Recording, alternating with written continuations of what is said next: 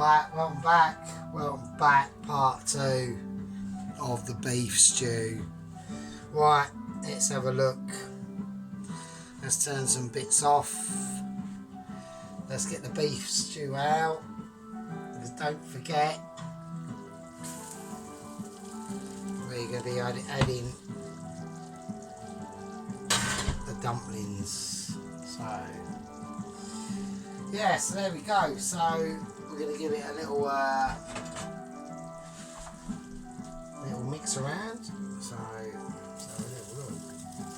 Let's get the thyme doobie out because that's done its job. That goes, and there we go.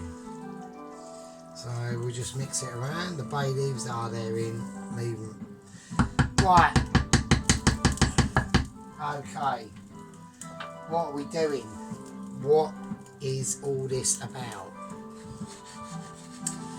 Right, there's my beef stew. I think that'll be fine. Right, we're going to do the dumplings. So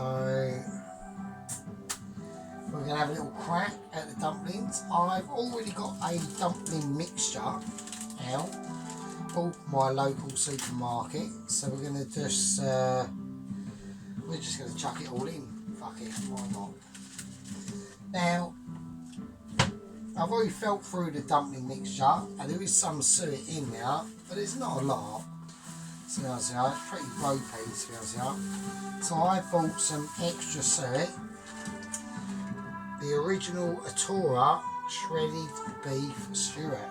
So that's what I went and bought. So I hope everyone's having a lovely Sunday afternoon, a nice non-energetic Sunday afternoon. You might have had an energetic Monday morning,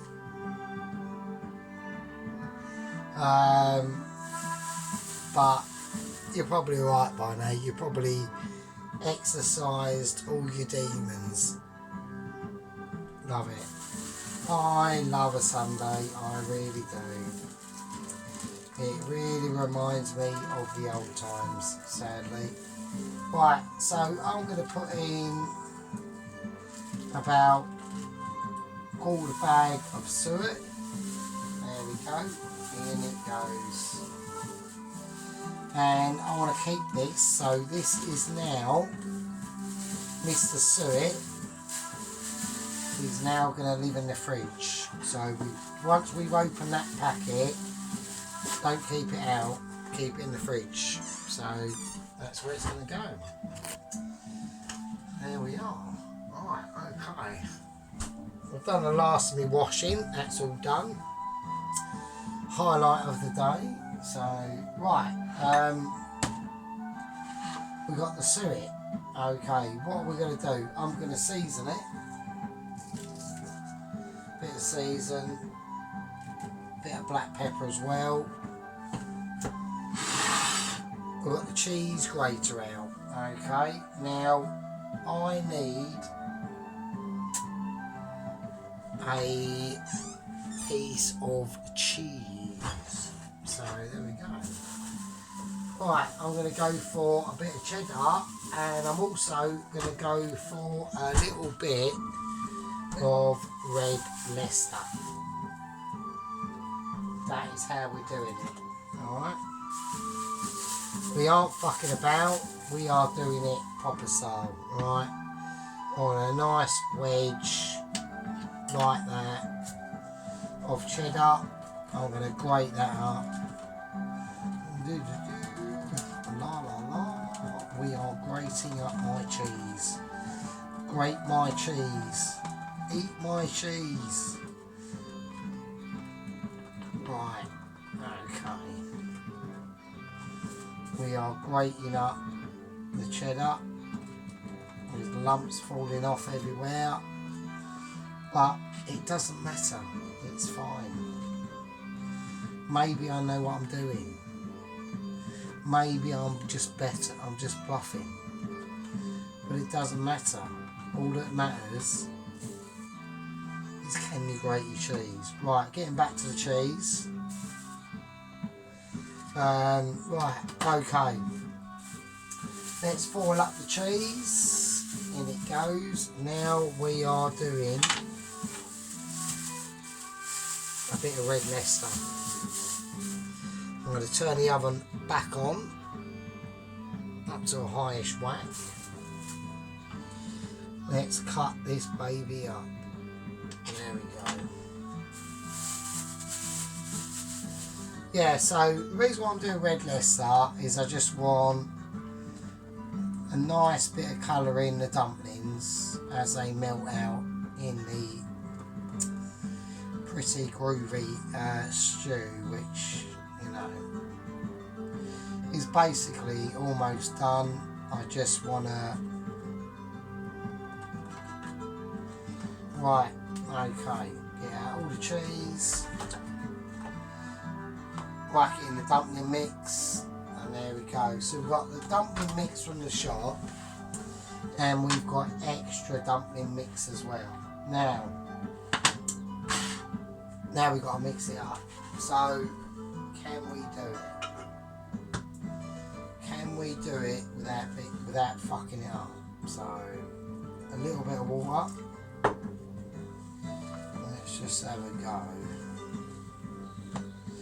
So, you know, you just want a doughish consistency, nothing mental, right, nothing ridiculous, you know. Okay, just make sure you get the mixture all mixed up. So, and it's actually already done. So that amount of water I put in is plenty. Alright? So that's what we're going to do. Now with this stew, I'm going to be doing horseradish and spring onion mash. So I've already boiled up the potatoes. And there we go. So they're nicely boiled. Overboiled. They are slightly overboiled, but you know, they've been draining, they're cold. Like I said in my video, I would roast them, but say I'd done them for 23 minutes, I would have taken them out about 20 minutes. They have been slightly overdone, but they're not for roasties, they're for mash. So, right, okay, here we go. Let's put Mr. and Mrs. Cheese, Mr. Cheddar and Mr. Red Leicester back into their little gaps in the fridge, because that's where they live. So, right, now, what sort of dumplings do I want? I want baked dumplings, alright? I don't want, if you want them more fluffy, put the lid on when you put it back in the oven.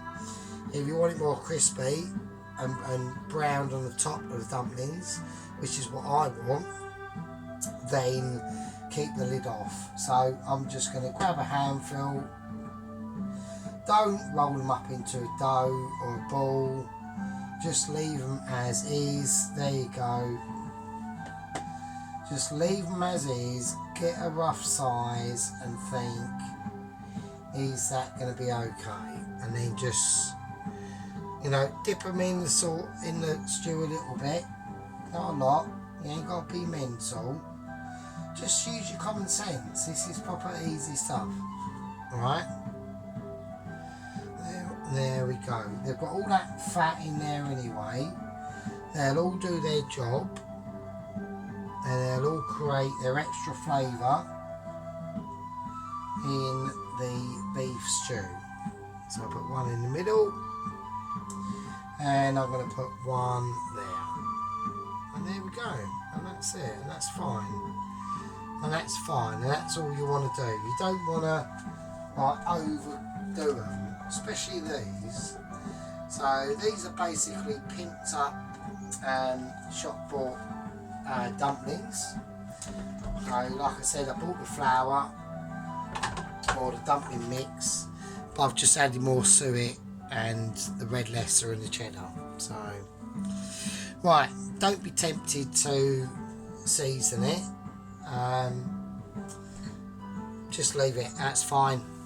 Now that they're going to go in the oven, I'm going to put them up to about 190, 180, 190, something like that. The oven's already hot. They're going in. That's part 2. In part 3, we'll be doing the mash when these are about ready, so which won't be that long actually. So there you go. That's the dumplings in the beef stew. Alright. And let's whack them bad boys in. And they're in. There we go. Right. That's part 2. That's the dumpling mixture done. In part 3 is the horseradish and spring onion mash. And then we'll plate it up, serve it, and that's it. Winner, winner. Beef stew with cheddar dumplings dinner. Yeah.